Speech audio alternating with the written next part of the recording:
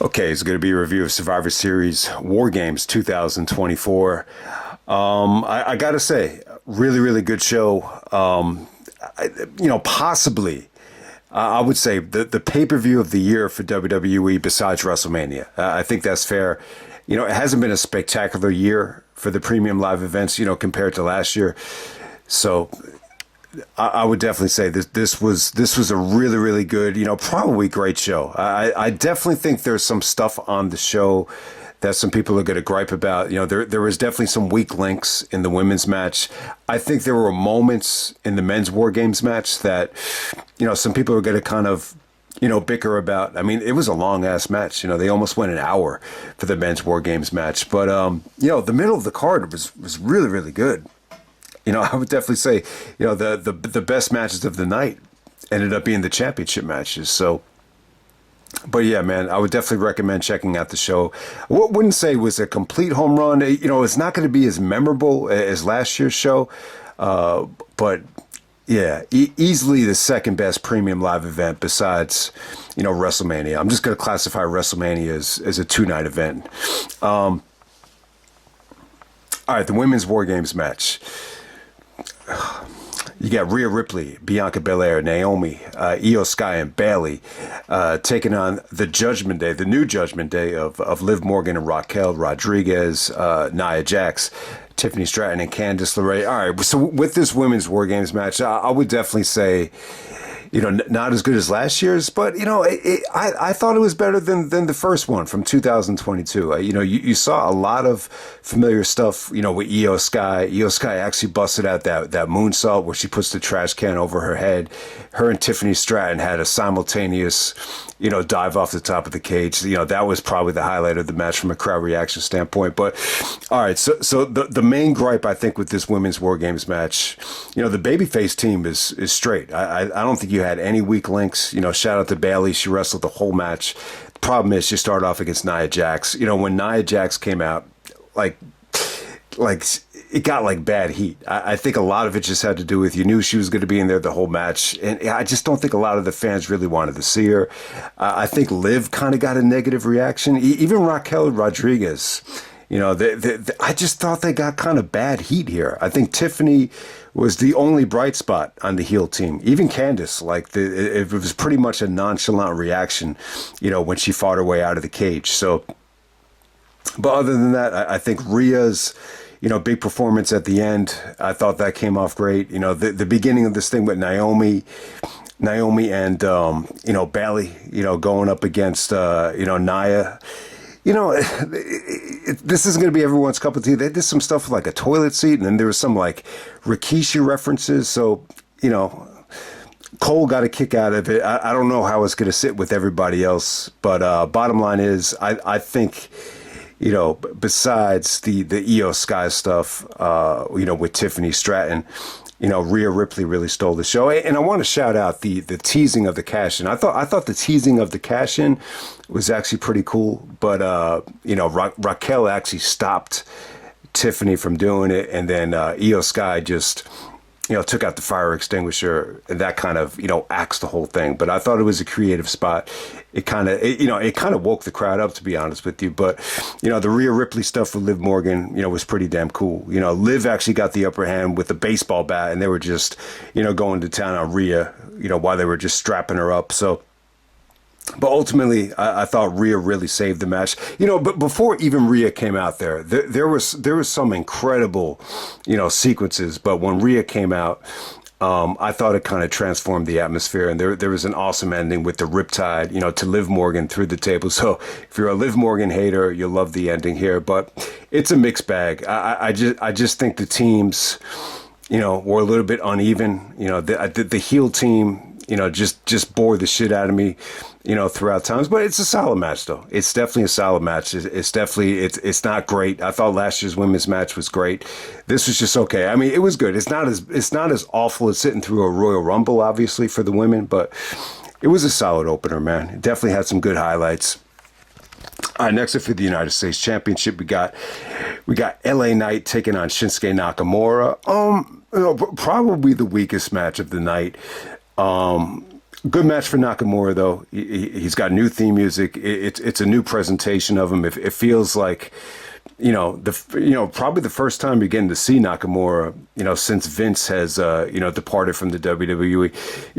I think when Nakamura got to the main roster, I think Vince kind of held him back. Vince has a reputation of just, not necessarily being racist towards Asians, but not really being a big fan of the way, most, Japanese wrestlers work. It's a totally different style, so I think that had a lot to do with this. So, it's a new day for Nakamura, and him and LA. I think LA Knight looked okay here. He's definitely lost some steam, but he definitely had some good moments, though. He didn't wrestle a bad match, but this is, if you've been watching WWE your whole life, you kind of had the feeling that Nakamura was going over. Like anytime there's a new gimmick or a new wrestler that's playing mind games, very similar to when Foley debuted as Mankind, going up against Taker at King of the Ring, you just knew, he was going to go over in that spot. Same thing with Nakamura here. He just had a new presentation with like the bloody makeup and the mist, and he was just in LA Knight's head, with the blind elbows, just really throwing LA Knight off his game. So pretty interesting story. Just not much of a competitive match right here, but solid stuff. Definitely not the Nakamura from the early Wrestle Kingdom days, but it was cool, man. What is this? This is like his second or third time winning the United States Championship. So shout out to Shinsuke. All right, next up we have. Man, most people I can see most people are going to say this is the match of the night because it got the best crowd reaction. You got Bron Breakker taking on Sheamus and Ludwig Kaiser for the Intercontinental Championship. Awesome match.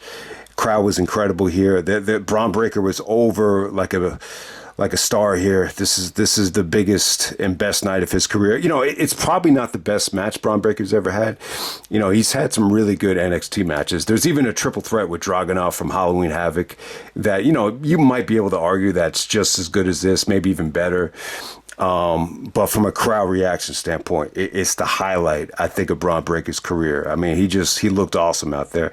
The sweetest, flying lariat I think we've ever seen, from Bron Breakker here. But yeah, Kaiser was good here, man. This is a big match for Kaiser as well. He played a good heel. He almost has like this Eastern European, style. He's different, man. He's different. He's in great shape.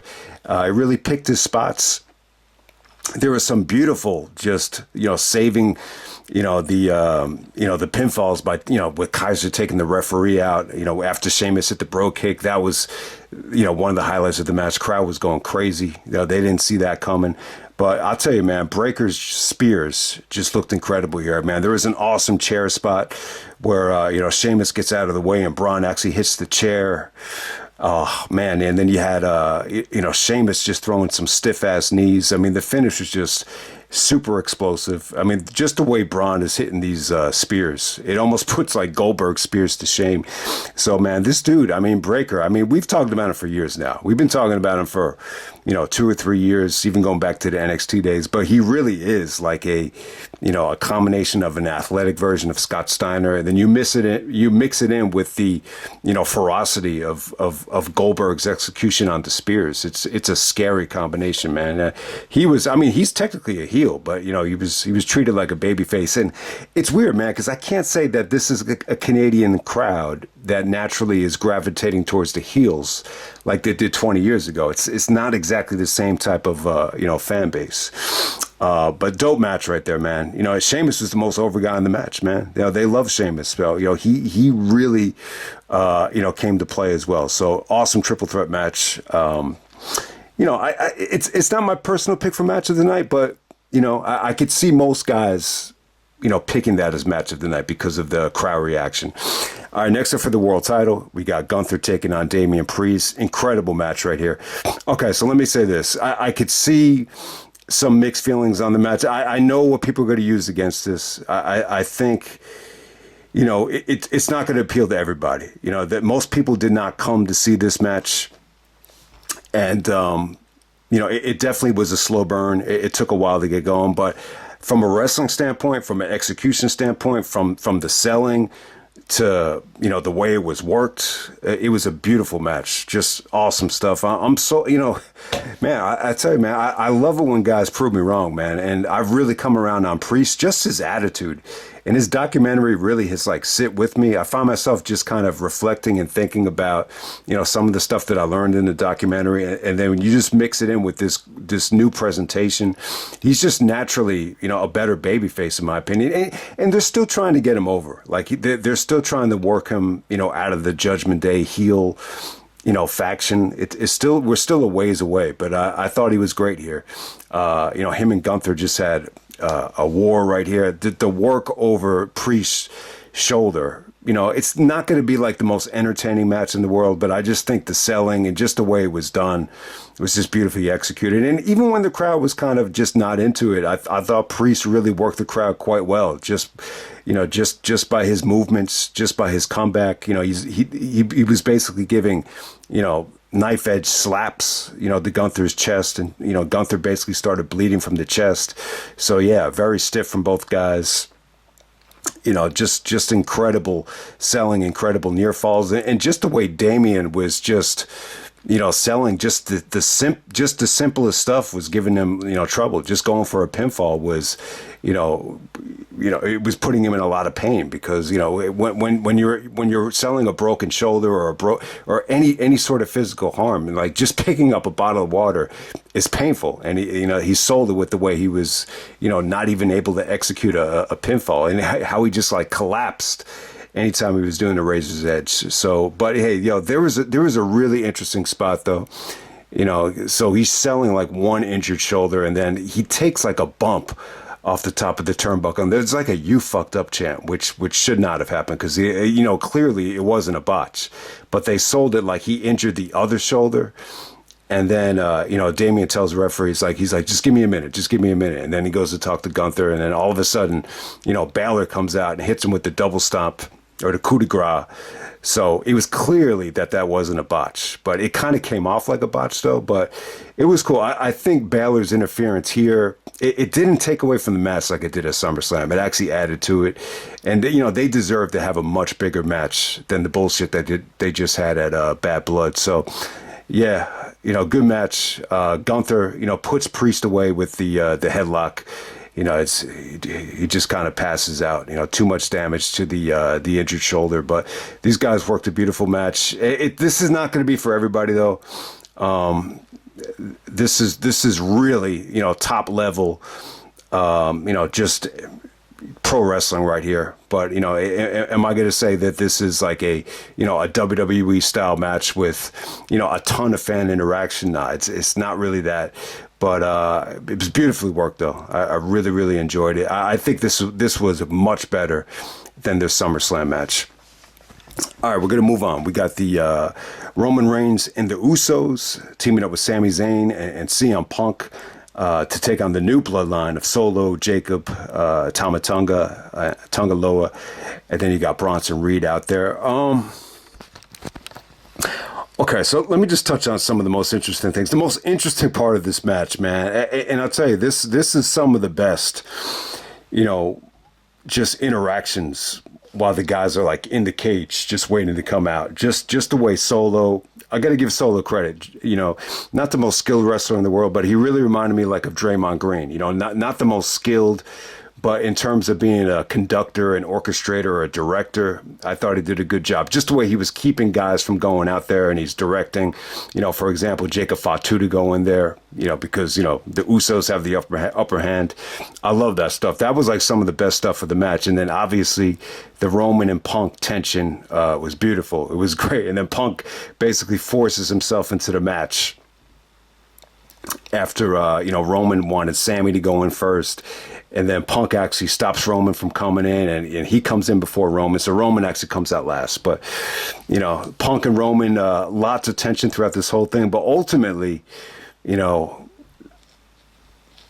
Punk actually saves Roman from an incredible, table spot from Bronson Reed. I mean, it was definitely the highlight of the match. Just Punk making the save. And the funny thing is, Punk kind of got booed at first, but when he saved Roman, it kind of turned the fans. So yeah, the Canadian fans are totally different, man.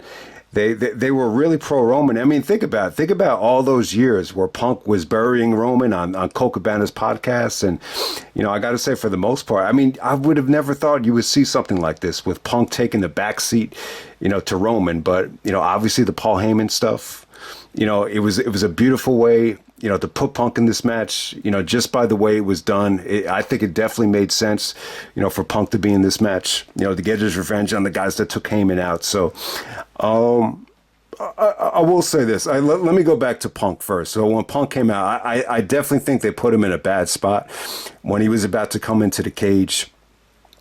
Everybody was waiting for him. I mean, basically the whole bloodline was just waiting for him. So he actually took out a toolbox and used it as a weapon. It just didn't come off great. I don't know if the fans believed in it. I don't know if that was the best way to utilize him. I really thought that they put him in a rough spot just initially, and I just don't think Punk really showed a lot here in terms of any momentum, any. I just don't think he got into any sort of rhythm.